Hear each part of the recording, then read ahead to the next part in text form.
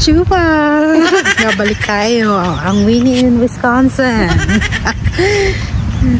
So, nandito pala kami ngayon sa Manitowoc Lake. Ito ay malapit lang sa aming bahay. Pwedeng lakarin, pwedeng sasakyan, pwedeng pwedeng tumbling, pwedeng kahit anong gusto mo. So, ipapakita ko pala sa inyo yung aming view. Ang ganda rito. Ang daming mga ibon, grasses, maraming puno, diba? Spend your time in nature, wag puro cellphone. May ka-cellphone kaya ka walang natututunan walang natututunan sabihin, hindi na kami manonood ng vlog mo. Diba? Hindi, manonood pa rin kayo ng vlog. Wag lang ba yung puro katoksikan ng mga pinanonood, puro balita. Ako, puro toxic. So, ito ang aking view. Ang ganda. Oh my God. Ito ay isang malaking lake. Pero sa mapa, maliit lang siya. Yan. Ang dami ibon. Nagsiswimming din yung ibon. Very sweet. The birds swimming too. Hey.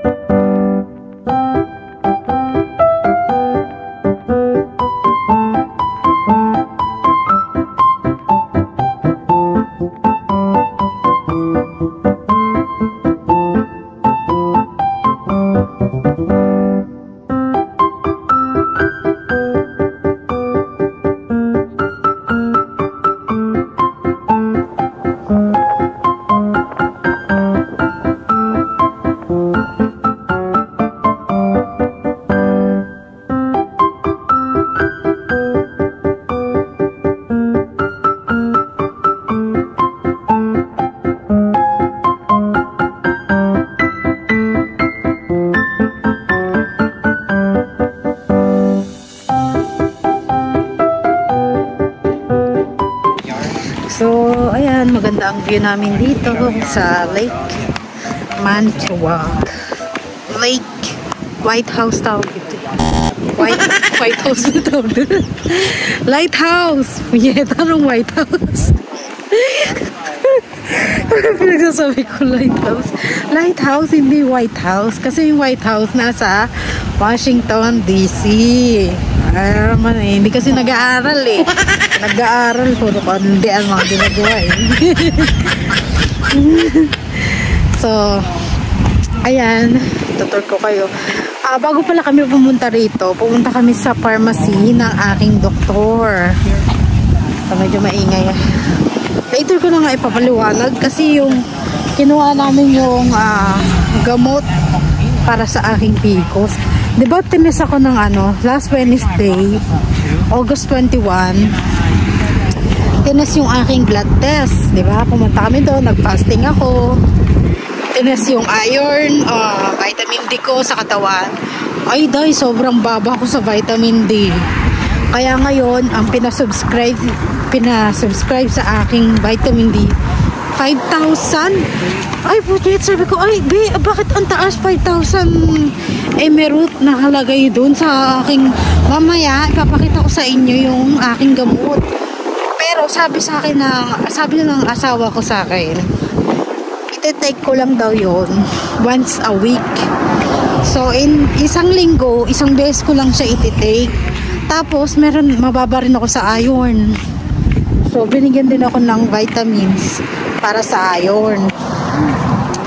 Grabe day, ang ano ko sa, vitamin D, kulang ako. Siguro ako nagkakaroon ng mga ganyan-ganyan sa mukha. Yung kulang sa, yung parang nag-iiba yung kulay ba, di ba? Kaya siguro ganun. Ayan ang view namin. Yan. Ang ganda. Medyo malilim ngayon. Kaya ako nagsalamin kasi yung hangin sa sa langit. Hangin sa langit. Sa langit na kaya ako. Baliw ko. Yung hangin ba dito, pagkatabi ng lake ka, yung hangin malamig sa mata. Kumbaga nanuyo ang mata mo. So, kailangan mo pa rin magsalamin. So, sana one day ma-experience ng pamilya ko to. Ayun siguro yung greatest dream ko. Gusto ko lahat ng pamilya ko madala ko dito sa bansa na to kasi maganda, malinis. Hindi ko alam sa mga government na ek-ek pero gusto ko lang silang madala dito sa lugar na to na maganda. Ganda. Ang presko ng hangin. Mga ibon. Naririnig mo yung ng alon ng lake. Yung lake dito, hindi naman masyadong malinis. Hindi rin masyadong marumi. Medyo maingay. Ngayong summer kasi, medyo summer pa kasi rito. Kaya marami nagmumotor. Pero pag malamig na, ay naku, wala ka makitang magmumotor kasi lalamigin din sila. Napagtanto ko yan kasi diba pag motor ka mahangin. Lalo pa kaya kung malamig ang panahon dito sa Amerika. Sobrang hangin, maninigas ka. Baka hindi mo na may preno, no? Kaya wala nagmamotor dito pagka malamig ang Lakad muna kami dito. Mamaya bibil kami ng pizza. Ang asawa ko nagkikrave sa pizza. Marcos Pizza, ang paborito nilang pizza rito sa Manitowoc. Kasi masarap silang gumawa ng pizza. So, miss ko na yung yung dati kong buhay. Yung gagastos lang pagka payday, ganon. Dito, kahit anong gusto mo, kahit kailan mo gustong gumastos, kakain ka sa labas. Kahit saan mo gusto, di ba? Dito, oo. Masaya naman ang ganon. Yung hindi mo na-experience yung gutom. Pero ngayon, parang kailangan mo bawas-bawas ng pagkain. Diba? Parang baliktad. Dati, parang gutom na gutom ka. Ngayon, meron ka ng pambiling pagkain. Ikaw naman ang kailangan bumawas sa pagkain. Hindi naman sa bawas, yung kumbaga, tama ba dapat ang kakainin mo? Yan. Ganda rito. Hindi masyadong mainit, hindi masyadong malamig. Saktuhan lang ang buhay. Hindi ba?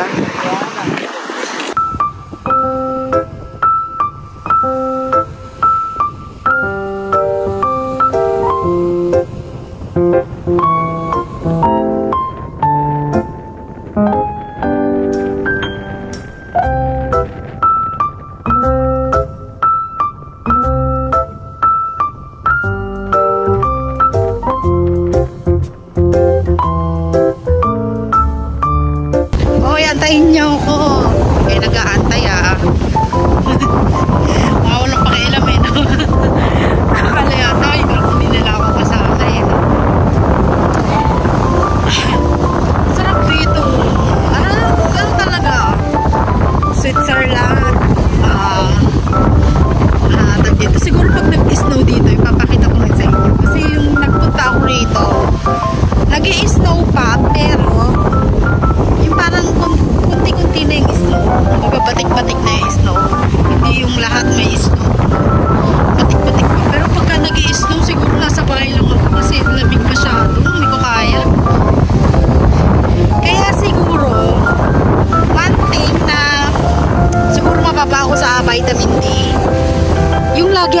malamig. Ayun siguro dahilan. Ano? Kasi kahit sa bahay malamig pa rin. Nilalamig pa rin ako, kaya nga sabi ng asawa ko, bakit hindi nakabukas ang AC? Ang init-init. Sabi ko, nilalamig pa rin ako. Sabi niya, buksan mo. Sabi ko nga sa kanya, ayaw mo nun, makakatipid ka ng kuryente. Mura lang naman dito ang aming kuryente. Kasi ang aming kuryente dito is 5,000 pesos kasama na yung tubig. 5,000 mahigit, so mga $100, mga ganun ang kuryente namin, kasama na yung tubig doon. Pero kami kasi dito sa US, binabayaran pati yung pagkatapon ng basura. Hindi naman araw-araw yung bayad pero yearly yata yung bayad nila sa basura. So yung aking asawa masyadong mautang. Nausap niya yung close niyang boss, sabi niya, pwede daw ba na dalhin daw namin yung basura namin doon sa office nila, kasi doon kinukolekta yung basura. Yung office nila medyo malaki naman, so nakakalibre din kami ng $80 din yun $80 siguro isang taon na yun. Nakakalibre din kami ng $80. So every week ang asawa ko, iniipon namin yung mga basura namin sa sa basement. Nilalagay namin sa basement kasi yung basement namin hindi maayos, yung parang tambakan lang ba namin. Tapos dinadala ng asawa ko pagka Lunes, dali na ng asawa ko sa trabaho niya, tinatapon niya doon yung isang plastic ng basura namin. Yun, ganun na ginagawa ng asawa ko, di ba, mautang. Sabi ko, doon mo malalaman na ako ripot yung asawa mo yun. Pero hindi rin tama rin naman kasi ginawa ng asawa ko, kasi yung basurahan na ginagawa nakolekta dun sa boss niya, malaking basurahan. So ginagawa ng asawa ko, nilalagay lang doon. Buti na lang pumayag yung boss naman niya, kasi mabait. So sabi niya kasi si Paper ang isa sa pinaka-importante doon sa work nila, kasi si Paper ang nagda-drive ng malayuan pa pagka nagde-deliver. Nakwenta namin, alam mo ba, nakikita namin sa receipt pagka nagde-deliver ang asawa ko, nasa $5,000 per isang receipt lang yun. Ganun po kamahal ang mga kahoy, mga equipment pagka magpapagawa ka ng bahay. Yung mga tile, cement, ayan, mamahal yan dito. Grabe, sobrang mahal. Kaya nga yung mga nagagawa ng mga bahay, mahal din ang sweldo. Kaya yung mga construction sa Philippines, ay nako, tigil nyo na yan, mag-apply na kayo sa Amerika. Naku, Diyos ko, yayaman kayo pagka ikaw ay isang meron kang lisensya para gumawa ng bahay. Mag-apply ka sa mga sa mga agency na naghahanap ng mga construction worker, ganyan. Naku, mahal po ang bayad dito sa Amerika ng construction worker. Totoo lang. Yun nga yung isang pangharap ng asawa ko na trabaho. Kasi malaki yan talaga ang sweldo dyan. Kaya yung dinideliver niya, ay naku, makagalit lang yun, $5,000. Diyos ko, magkano kaya yun sa pera natin? Kasi 100 pesos, ay $100, 5,000 na sa peso. So ang laki rin. Kaya isa sa ang asawa ko sa importanteng employee doon sa kanila, kasi pag 13 years na yata ang asawa ko doon. Medyo matagal-tagal na rin, no? So sana ayun nga, lagi ko pinagdadasal na kahit saan pumunta ang asawa ko, wala naman sanang mangyari yung sama, kasi minsan napaparanoid talaga ako dahil hindi mo maalis sa babae yan, paranoid. Minsan mongoloid.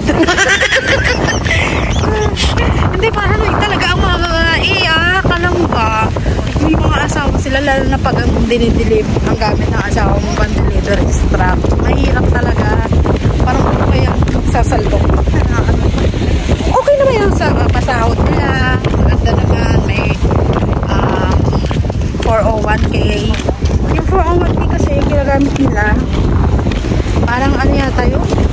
retirement plan, ayun. Ayun ang sinasabi nilang 401k. Pag yung pinasukan mo may 401k, sabihin maganda yan, pag napasukan mo company. Oo, tama yan. Maganda yung company pinapasukan mo. Kasi yung mga iba, tulad ng FedEx, wala silang 401k. Oo, kasi yung asawa ko, ano sila, yung pamangkin niya sa FedEx nagde-deliver. Yung asawa ko naman, every Saturday lang nagde-deliver doon. So, wala silang 401k, kaya pangit din magtrabaho sa FedEx. Malaki yung sweldo, oo, per hour, ganyan. Malaki, oo. Grabe yung per hour nila, parang 2 days na sweldo sa Philippines, parang ganun. So, ang ganda ng garden dito ah. Anong gusto kong nakawin? Magtanakaw eh, no? Maganda. Pero pagka masyadong mainit na, yung mga flowers, namamatay. Parang natutuyo. Kasi yung flowers, yung mga gusto lang nila sa mga malalamig. Ang ingay ng ano? Ang ingay ng alon. Ito, sinaunang ano, tulay. Kasi malaki naman kumpanya yung FedEx, pero bakit ayaw nila ng 401k, di ba?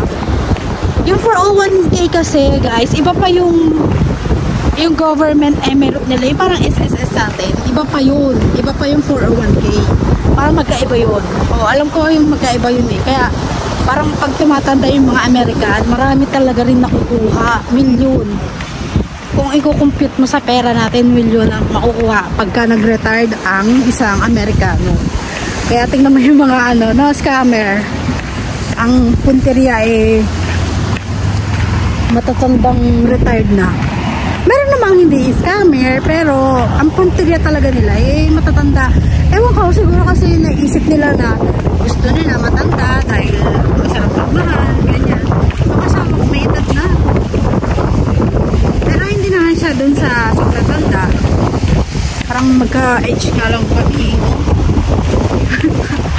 At ang ano ko lang kasi anong kakawag pa kami ng asawa ko. Parang ano talaga ako na ay kampante ako na para talaga sa yung ganun kasi, di ba? Pag destiny mo, kamukha mo, ganyan. Di ba may mga sinasabing ganyan? Pero pag hindi naman daw, may mga iba rin naman na magtatagumpay yung 30 years, 50 years na silang kasal, pero kahit hindi naman sila magkamukha, parang nagsasama pa rin ba? Yun hindi naman sa mukha-mukha yan eh. Ay, tumatalsik yung tubig, malakas ang alon ngayon. Dami ko daw sinasabi, no? Parang napapagod na ako. Nakakaik-ikan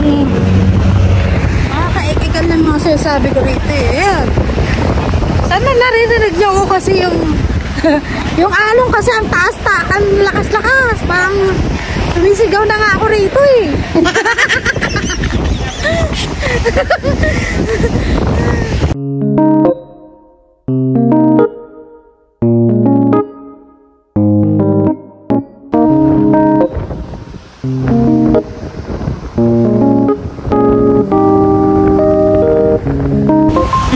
Ang hangin, sobra. Later na tayo mag-vlog. Pagpatuloy natin ang ating kwentuhan later.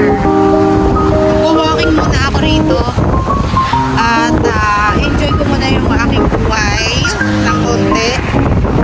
Enjoy ko muna yung kakunting time namin ng asawa ko tsaka ng pamangkin niya dito sa lake. Spend your time in nature, di ba nga? Puro cellphone.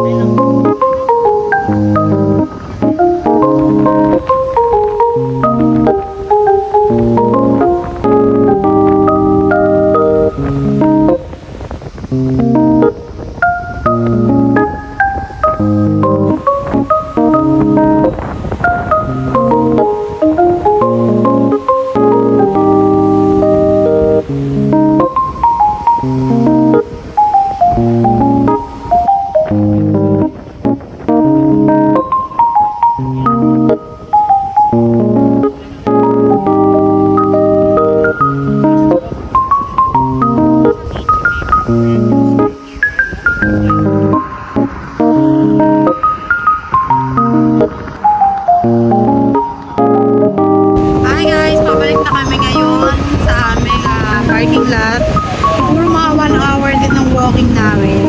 Medyo mainit na. Kanina walang araw. Ngayon mainit. So, pabalik na kami.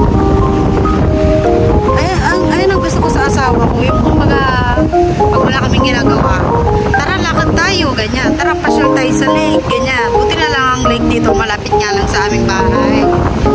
Kaya, palagi kami napunta rito sa lake ng Manitowoc. Ito lakarin, minsan binabike namin, minsan naman nilalakad, or minsan sinasasakyan, diba? Ay nga muna kami.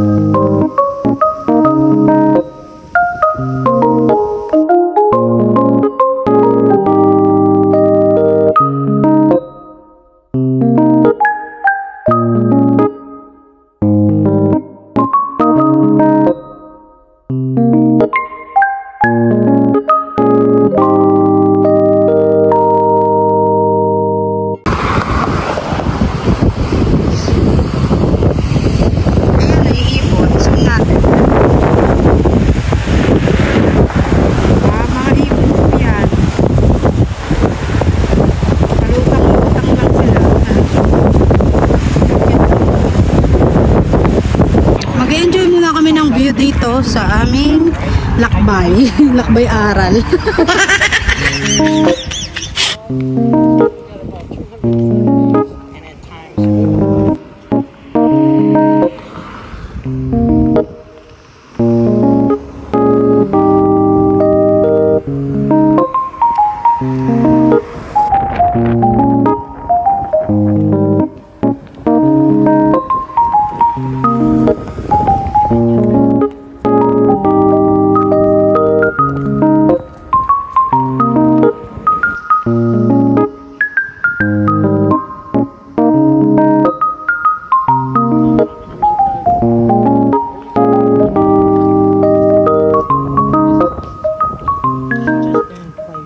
Welcome back. Grabe yung buhok ko parang nilipad ng ano, no? So ito yung guys, so yung aking vitamins. Una, ang taray na apelido ko dito, Chabuatan. Pinagsama yung apelido ng asawa ko, tsaka apelido. Siguro nagkamali ng rinig yung doktor. So ito is prenatal vitamin 27 mg iron. So, ayan, marami siya. Tapos ito yung sinasabi ko sa inyo guys, oh, na ito yata yung vitamin D na sinasabi ng aking asawa. Nakalagay rito 50,000 unit. Pakita natin. Kita nyo guys, 50,000 unit. Grabe pag yun ang ininom ko nito. Tapos siguro mga 2 inom ko na ito diretso patay ako, no? Grabe. Tapos may instruction pa siya. Ayan, no? May instruction pa na sinabi rito. Grabe. Ang kulang daw ako sa vitamin D. Tapos dito vitamin D nakalagay dito. It's a fat-soluble vitamin that helps your body absorb calcium and phosphorus. Ano yun? Hindi ko alam yun. As having the right amount of vitamin D, calcium, and phosphorus is important for building and keeping strong bones. Vitamin D is used to treat and prevent bone disorder. Kaya pala minsan masasakit ang mga buto natin, di ba? Kasi kulang tayo sa vitamin D. Such as rickets, osteomalacia, vitamin D is made by the body when skin is exposed to sunlight. Sunscreen, protective clothing, limited exposure to sunlight, dark skin, and age may prevent getting enough vitamin D from the sun. Ay, kaya pala siguro kasi medyo maitim ako. So, pagka medyo maitim ka daw, parang dapat ano ka talaga maigi sa sunlight. Kasi parang hindi siya tumatag sa sobrang itim. Hindi maintindihan niya. Pasensya na po sa mga hindi nakakaintindi, ha. Kailangan din mag-aral-aral. Alam mo, dahil wala akong naiintindihan sa mga sinasabi ng aking, siguro inano sa akin, basta ang sabi sa akin ng asawa ko, once a week nga lang daw ako mag-take ng vitamin D, tapos yung isa naman is everyday. Grabe daw. Alam mo, naalala ko, may miss ko tuloy mag-process ng mga bills namin, kasi pagka nagpo-process kami, tinitingnan namin yung mga bills ng mga pasyente dito sa United States. Ngayon, nandito na ako. So, nakikita ko yung mga doktor, ganyan. May APNP. Yung APNP, ang meaning yan, parang assistant nurse lang siya. Oo, assistant nurse lang to. Ay! APNP, alam ko parang ano to, nagkakamali ba? Isa-search ko muna baka magkamal ka. Kasi ang pangalan ng doktor ko is Donna. AP, ano ba AP meaning?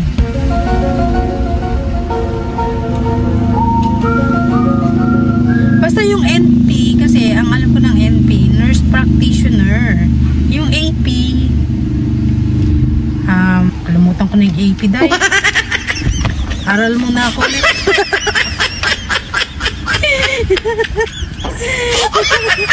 Aral mo na, ano? Basta, hindi, alam ko. Basta alam ko, NP, nurse practitioner. Pero yung AP,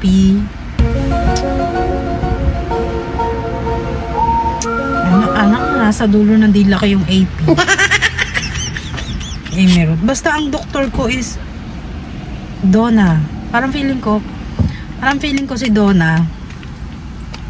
Ano na to, nurse, tapos naging family doctor, parang gano'n.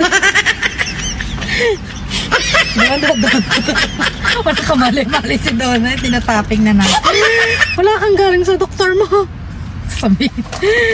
Wala, joke lang yun. Kayo naman, di kayo mabiro. Hirap nyo pasayahin. No. Grabe naman tong medicine ko. Parang kakonti lang siya, oh. Pero once a week nga lang daw. Take 1 capsule by mouth once a week. Oh, ayan nakalagay. Ito naman, take 1 tablet by mouth once daily. So, ito, isang beses. Ito, once a week. Yan. So, ayun lang. Nakalagay dito sa doktor. Tapos, ang bili ng asawa ko sa drugstore is $18.74. Medyo mahal siya. $74. So, $18.74. Ang tagal naman ng asawa ko. Kasi bumibili sila ng pizza sa Marcos Pizza. So, kakain na naman kami ng pizza. Pero ang kakainin ko lang isang slice. Ang mga lingat-lingat ka, kalahating pizza, no? Sarap lang. Ito yung aking video. Nakita nyo naman yung aming lake na pinuntahan, diba? Maganda talaga dito sa amin. Tahimik, malapit kami sa lake. Siguro may mga Pilipina rin dito na nakatira, kaya lang siguro hindi ko pa sila nadidiscover. Hindi pa nila ako nadidiscover. Ano? Pero alam ko talaga may mga Pilipina dito, pero feeling ko malayo sila. Oo, parang feeling ko malayo sila. So, ayun, maraming salamat po sa lahat na nanonood at patuloy na nanonood sa akin. Walang kakwenta-kwentang vlog. Walang kakwenta-kwenta yun, no? Sabihin, unsubscribe na kita kasi wala ka namang kwenta. In-unsubscribe, no? So, maraming salamat po doon sa mga nagsusubscribe pa lang. Huwag kayong magsawa, mag-subscribe lang kayo, mag-ano pa kayo ng mga, subscribe nyo to, si Aluto, gano'n. Baliw to, gano'n. Gano'n po, So, maraming salamat po. Dun sa may mga PCOS din, no? Magpa-doktor din sana kayo, no? Alam ko naman for sure may mga pang-doktor. Dati kasi nagdo-doktor na kami sa Philippines nung ano pa lang ako tag dito siguro mga age 19 kasi 18 nagkaroon ako ng PCOS na eh. Bata pa lang ako, may PCOS na ako. Pagkatungtong ko ng 18 talagang ewan ko ba bakit kasi mahilig ako sa mga matatamis, chocolate, ganyan. Mahilig din ako sa mga dessert, leche flan. Ayun, ang mga favorite ko pa, biko, yung maraming topping sa taas. Ayan, yan, siguro mahilig ka sa mga ganyan. Kaya siguro din na-experience ko yung ganito. Parang awat na, tigil na, ganyan. So, titigilan ko na nga yung mga sugary. Pwede naman daw kumain, pero hindi naman yung sobra-sobra. Yung may ano lang ba. Basta ang katawan ko kulang ng vitamin D at saka ng iron. Kulang. So, kailangan daw mag-take ng maayos na gamutan. Look at guys. We have a visitor. Merong rabbit to kumakain na. Ito, papakita ko lang sa inyo. Yung aming city government. Binabaklas nila yung mga sira dito. Diba? Tignan mo, ito yung aming front. Oh. Naayos nila. Ayan yung aming garden sa wala lang. Ano lang, basura lang. So, ayan, sinira nila, no? Ganyan sila. So, dito na ako dadaan sa unahan ng aming bahay. Ito pala yung inayos ko. Ayan, no? Pinakita ko na ba sa inyo yan? Ayan. Para naging pantay siya, no? So, ito na yung aming bahay. Pasok na ako. Ay mga kachupa, kakatapos lang namin kumain ng pizza.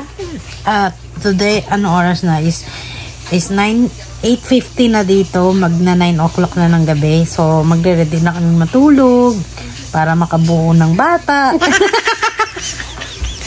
Charot lang. Kailangan mahaba-haba ang natin, no? So, dito na po na kayo magpapaalam. Maraming pong salamat dun sa mga nanonood at patuloy na nanonood sa aking mga video. Maraming salamat. Sana nakapagbigay ako ng saya, ngiti sa inyong mga tahanan kahit na wala lang, kwento lang, ganun lang. Wala lang, chika lang, ganun. Maraming salamat po at God bless. Maraming salamat. Sana lagi kayong gabay ng Panginoon at sana magkaroon kayo ng blessing sa buhay at kami rin, sana magkaroon din kami ng blessing na baby, no? Thank you sa lahat-lahat sa suporta at patuloy na magsusubscribe sa aking video. Thank you po sa lahat. Amen.